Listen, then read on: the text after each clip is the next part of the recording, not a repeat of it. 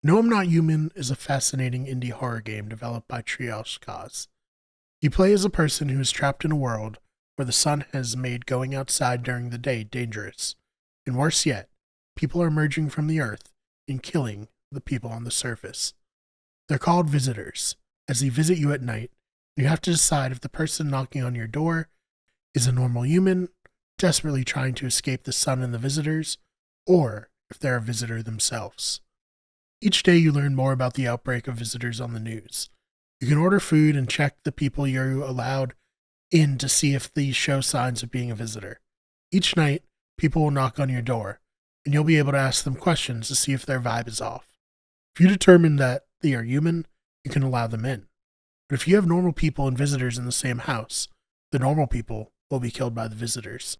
Each passing day, the situation out in the world devolves, as does the situation outside your window. You see people murdered, houses burned, and all kinds of horrors. Inside, you grow more paranoid and start interrogating your guests. If you feel as if you let in a visitor, you can decide to shoot them, though you won't always be correct. Plus, there's the growing threat of you being a visitor yourself, showing symptoms that the news is attributed to visitors. But you can't go alone either. There's a grinning man who will come by occasionally and check on you, and if you're alone, he'll take you out.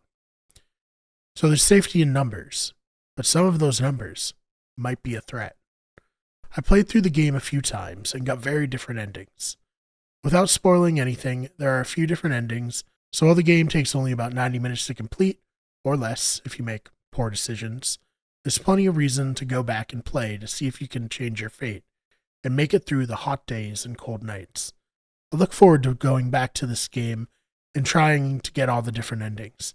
I think it would be really fun to play this game with a group of people, especially if it's everyone's first time playing through. The debates over if someone's a visitor or not would likely get heated, as were the debates over dispatching someone you've already let in. So that's the main review section of this video. No, I'm Not Human is an interesting choice-based adventure with a great horror twist. Definitely worth your time to check out. The music is as unnerving as the people coming to your door, and it's really the perfect game to play this time of year when you want to get a bit scared. So now I'll transition to what I personally got out of it and kind of analyze it. Got to put my English degree to work somehow. Granted, what I'm saying could totally not be the intent of the developers, so feel free to take it with a grain of salt. And if you listen on, please know that your interpretation of the game is every bit as valid as mine. That's the great thing about art.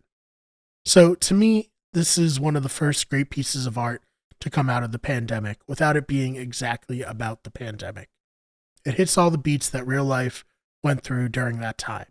The isolation and uncertainty, a calamity without a clear ending line, the want to be close to people, to have them around, but the quiet threat that all people might pose. Perhaps they don't even know if they're visitors. Perhaps you are, and even you don't know it, putting them at risk.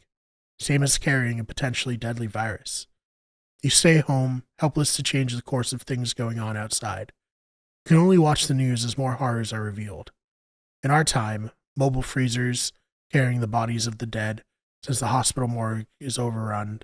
In their world, people being murdered by strangers, houses being burned down, men with rifles threatening humans and visitors alike.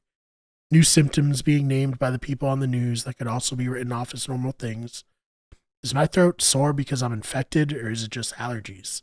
Are my eyes bloodshot because my character hasn't been sleeping a lot?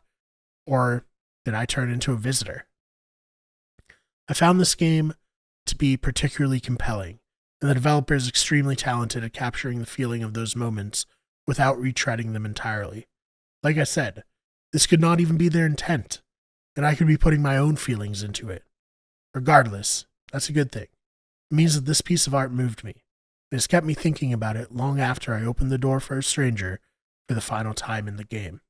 So, have you played No, I'm Not Human? If so, what do you think?